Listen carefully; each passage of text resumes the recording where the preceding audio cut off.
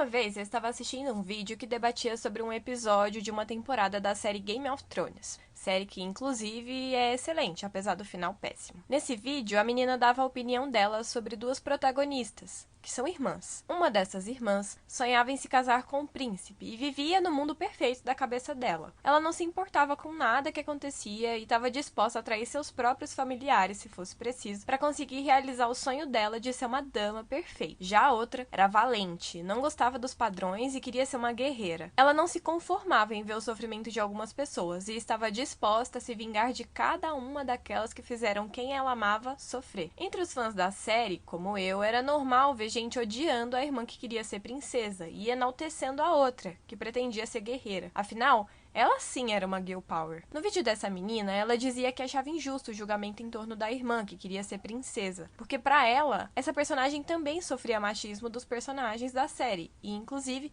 estava sendo vítima do machismo da gente que assiste. Quando a gente prega que cada uma pode escolher o próprio destino e pela liberdade do sexo feminino, às vezes se esquece que algumas mulheres não querem fazer nada sobre o machismo. Com certeza esse pensamento foi desenvolvido pelo machismo estrutural.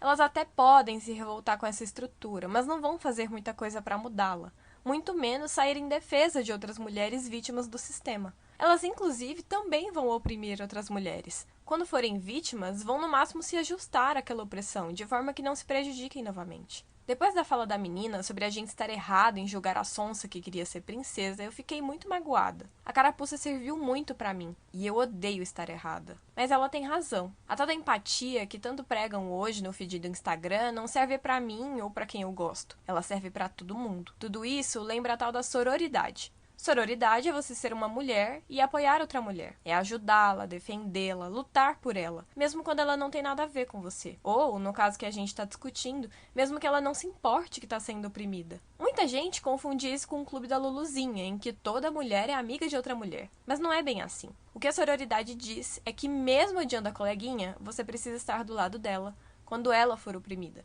Porque poderia ser você.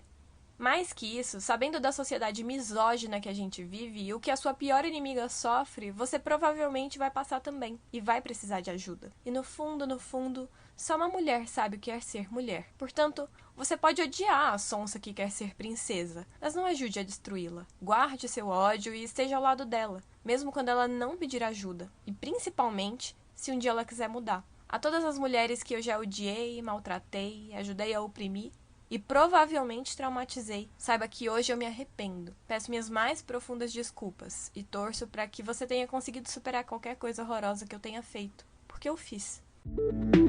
Eu sou Larissa Feitosa e esse é o Mulher Jornalista.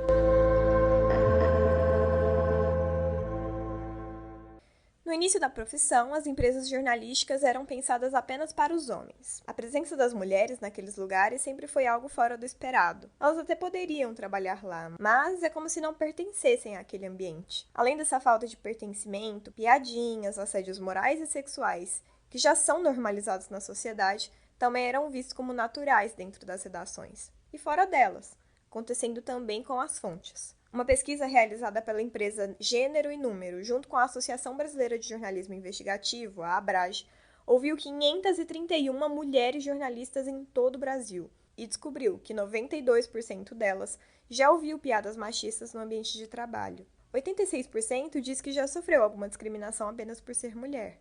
E 83% das mulheres jornalistas disseram já ter vivido alguma violência psicológica. Ainda segundo a pesquisa, 70% das jornalistas também afirmam já ter sofrido cantadas no ambiente de trabalho, ou conhecem alguma colega que já passou pelo mesmo. Apesar dos números expressivos, a pesquisa aponta que somente 15% dessas trabalhadoras denunciaram os abusos.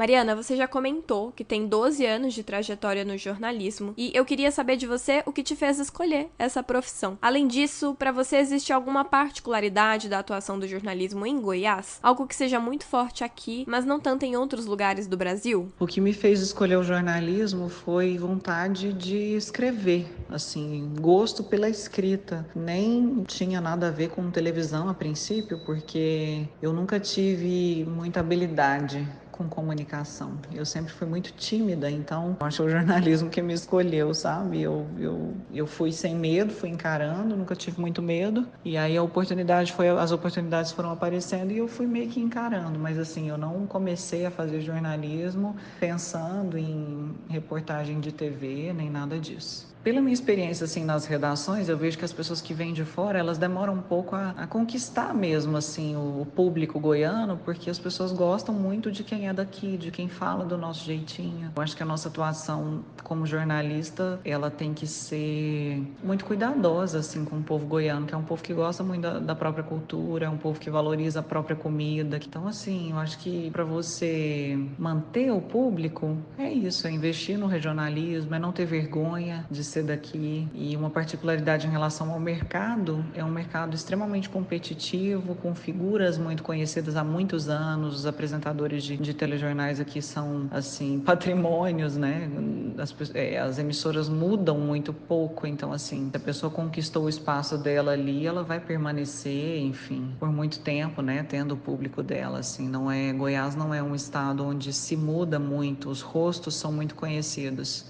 Mariana, analisando os seus trabalhos, a gente vê que você sempre esteve muito presente na cobertura de fatos da cidade de Goiânia e muito ao lado da população, sempre ouvindo as pessoas. Existe alguma história que impactou a sua relação com a profissão? Teve um garoto que eu fui fazer uma matéria na casa dele um dia e eu nunca esqueci, assim, a sensação ali, aquela história, sabe? Era um menino que pediu uma bicicleta, assim, ele queria muito, ele pedia muito uma bicicleta, só que ele precisava de muito mais, ele não tinha um guarda-roupa, ele não tinha uma cama, e aí ele pegou uma caixinha de papelão e foi me mostrar o guarda-roupa dele, era aquela caixa de papelão, um shortinho de jogar bola, enfim, aí eu lembro que eu falei, você lancha antes de jogar bola? Come bolacha? E ele nunca tinha comido bolacha. Então, assim, são situações que você leva para a vida, sabe? Eu acho que o que é marcante para mim profissionalmente são as histórias das pessoas que eu já conheci.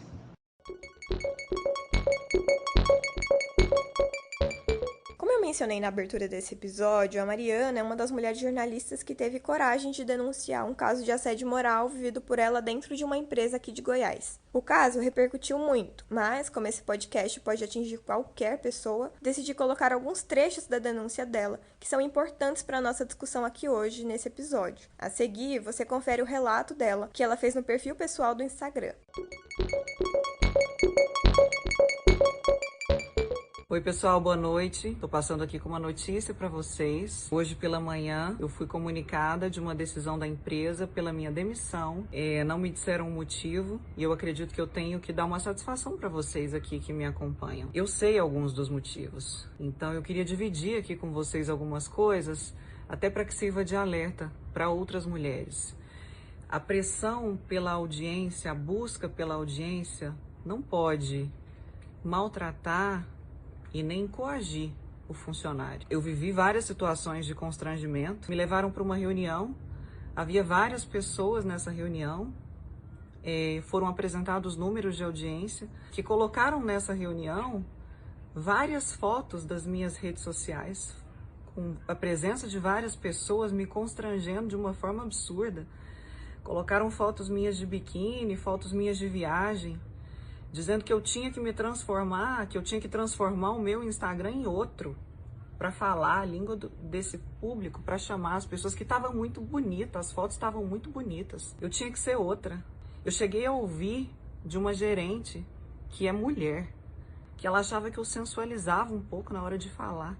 Eu sensualizar num jornal, gente. Eu não sensualizo nem aqui, no Instagram com vocês. Então, as situações de constrangimento, preconceito, machismo foram inúmeras.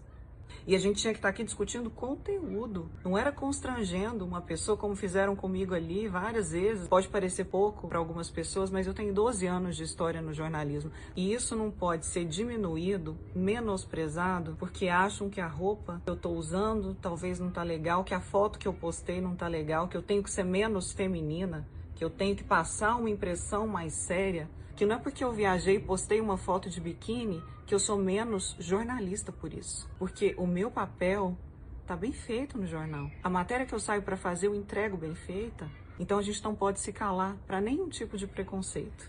A gente precisa se unir e ser firmes.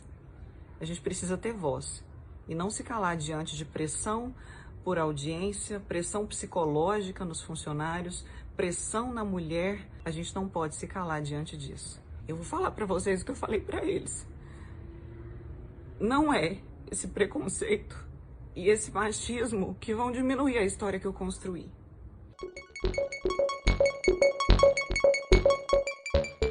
Agora que você conhece não só a Mariana que vive ao lado da população, como também a mulher corajosa que ela é, vamos voltar para a entrevista e entender como ela enxerga a própria denúncia e qual a importância disso tudo. Eu sei, reviver momentos difíceis não é a proposta aqui, mas uma coisa que brasileiro não tem é memória. E é só se lembrando dessas dores que poderemos superá-las e, principalmente, alertar quem nos escuta. Caso tenha interesse, o vídeo completo da denúncia da Mariana continua no perfil dela, à disposição de qualquer pessoa.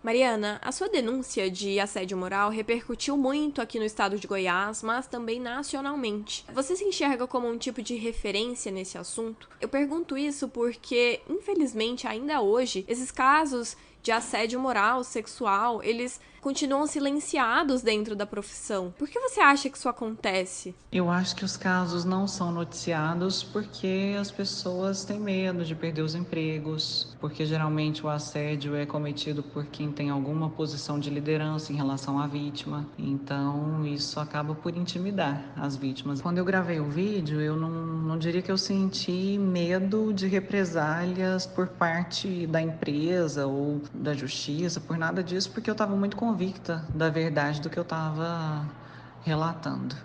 Mas existe um medo da repercussão, né? De não saber se as pessoas entenderiam da forma como eu estava querendo passar. Eu fui pro tudo ou nada, sabe? Eu tinha que me defender, eu sabia que a notícia ia repercutir da minha demissão e eu gostaria muito que as pessoas soubessem de fato como as coisas acontecem, né? Eu queria contar mesmo, eu não tive arrependimento nenhum disso. Na sua opinião, qual a melhor e a parte mais difícil em ser porta-voz desse tipo de denúncia? Ser vista como uma porta-voz nesse sentido não me incomoda de maneira alguma. Me traz uma preocupação, porque eu acho que traz uma responsabilidade muito grande, mas não me traz nenhum tipo de incômodo. Não, eu fico feliz que as pessoas me vejam como uma mulher corajosa, porque eu acho que a gente tem que encorajar umas às outras, nenhum tipo de incômodo. Agora, sobre ser referência nesse sentido, eu acho que as pessoas me colocaram muito nessa posição. Eu não sei se eu me enxergo tanto, porque eu acho que para eu ser referência, eu tenho que levantar essa bandeira, continuar com ela hasteada e propor melhorias, projetos, discussão. E eu tive algumas ideias, mas não elaborei, não coloquei em prática ainda. Então, eu não sei se eu me considero referência nessa luta. Mas pretendo ser. Eu acho que a gente tem que apoiar as mulheres assim sempre, né? Eu acho que, né, a partir de algum trabalho eu possa me tornar referência. Quando você denunciou as opressões, você comentou que na equipe haviam mulheres que também te oprimiram. Você acha que existe uma falta de união feminina dentro da profissão? E ainda você considera que essas mulheres que oprimem outras mulheres têm noção do que estão fazendo ou sabem que também estão sendo vítimas dessas visões machistas? Com certeza falta união feminina, não só dentro da profissão, né, do jornalista, mas em todos os lugares. Eu acho que é alimentado muito um ódio, né, de mulheres e muitas vezes pelas próprias mulheres, né. Eu acho que as mulheres que oprimem, elas estão repetindo talvez uma atitude que já tiveram com ela, mas que talvez ela não teve coragem de combater. Então ela se torna também uma replicadora de atitudes machistas, opressoras. Eu acho que quando você passa a olhar com generosidade para você e para o outro, você muda a sua forma de agir. Eu acho que talvez você sofreu algum tipo de assédio, preconceito, já te criticaram pela sua roupa e você talvez até tenha concordado com isso. Ah, não, mas eu também estava com essa roupa e tal. Então, assim, você não é generosa nem com você. Como é que você vai ser com o outro? Quando você tira a culpa de você, você também passa a enxergar o outro talvez diferente.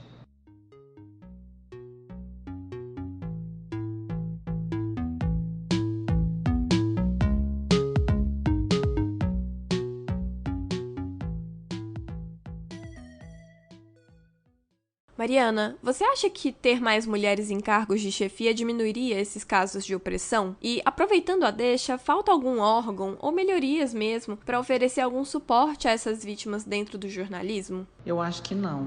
Eu acho que a questão não é ter mais mulheres em cargos de chefia, porque a mudança é de consciência, não é profissional. Não é porque eu vou ser uma mulher, uma CEO de uma grande empresa, que eu vou querer contratar mulheres. Tem várias grandes diretoras que não gostam de contratar mulher porque a mulher engravida, porque a mulher tira licença maternidade. Na minha opinião, falta um apoio total às mulheres por parte do poder público mesmo. E dentro da profissão também, né? A gente não tem um conselho, né? A gente tem federação, é uma categoria desunida. Eu acho que deveria sim haver movimentos de jornalistas apoiando jornalistas, enfim, mulheres. De que maneira os homens podem ajudar no combate de opressões de gênero, na sua opinião? Eu acho que o homem pode ajudar buscando informação, o homem pode ajudar na criação dos menores, dos pequenos, ele pode ajudar apoiando a sua mulher, ele pode ajudar sendo um parceiro, ele pode ajudar não oprimindo a sua mulher por causa da roupa que ela usa, pode ajudar de diversas maneiras. Eu acho que é um dever, na verdade, do homem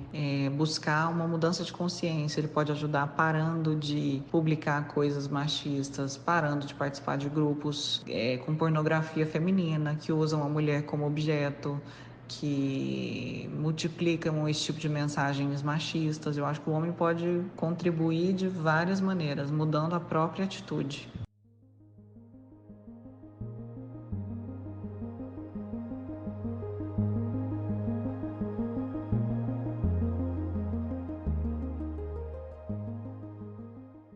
Mariana, a gente tá chegando ao fim, mas eu queria saber de você. Dizem que somos resultados das nossas relações. Quais são as mulheres que te transformaram e te motivaram a ser quem é você hoje? Eu acho que a minha grande inspiração é a minha mãe, que é uma mulher cheia de defeitos, mas é uma mulher forte. Eu acho que a força dela sempre me deu força. Eu nunca tive medo de fazer isso ou aquilo, de enfrentar desafio X ou Y. Eu sempre tive muita coragem.